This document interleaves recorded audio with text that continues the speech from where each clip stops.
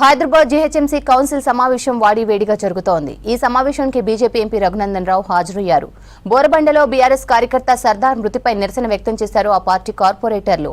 ఈ విషయంలో కాంగ్రెస్ కార్పొరేటర్ బాబా ఫజీయుద్దీన్ పై పోలీసులు ఎఫ్ఐఆర్ నమోదు చేశారని చెప్పారు బీజేపీ ఎంపీ రఘునందన్ రావు. పోలీసుల విచారణ జరుగుతుందన్నారు.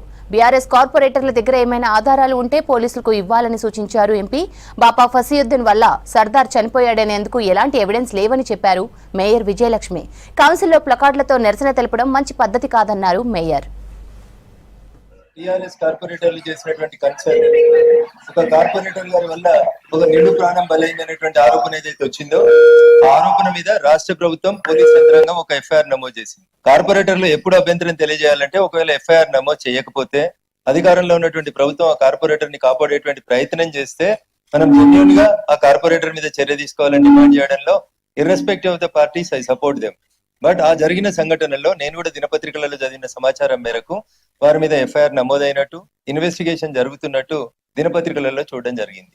సో ఇక్కడ ఉన్న వారొకరి మీదనే కాదు, నా మీద, చాలా మంది మీద, తెలంగాణ ఉద్యమంతో మొదలుకుంటే అనేక రకాలైనటువంటి ఆరోపణలతోటి అనేక మంది గౌరవ శాసనసభ్యులు, శాసన మండలి సభ్యులు, ఎంపీలు అందరి మీద ఎఫ్ఐఆర్లు నమోదై ఉంటాయి. దాని అర్థము ఎఫ్ఐఆర్ నమోదు భారత రాజ్యాంగం, డాక్టర్ బిఆర్ అంబేద్కర్ గారు రాసిన రాజ్యాంగం ఎఫ్ఐఆర్ నమోదు చేయగానే ఉరిదీయాలని చెప్పలేదు. అట్లా ఉరిదీయాలని అంటే తెలంగాణ ఉద్యమంలో మమ్మల్ని అందరినీ చాలా సార్లు ఉరిదీయాల్సి ఉండే. అప్పుడు ఉన్నటువంటి ప్రభుత్వం మేయర్ గారు ఎఫ్ఐఆర్ నమోదైంది, పోలీసు వాళ్ళు దర్యాప్తు చేస్తున్నారు. Let the investigation be completed. అది నేను మీ తరఫున మాట్లాడినా, వారి తరఫున మాట్లాడినా, ఎవరి తరఫున మాట్లాడినా, బీయింగ్ అన్ అడ్వకేట్ ఎఫ్ఐఆర్ అయిన తర్వాత పోలీసు వాళ్ళు వాళ్ళ పని వాళ్ళు చేస్తారు.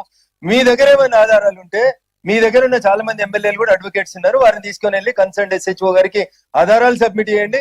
మీ దగ్గర అడ్వకేట్లు తక్కువ ఉంటే నాలాంటి అడ్వకేట్ ని రమ్మంటే, irrespective of parties as an advocate definitely I will represent your case in before the SHO.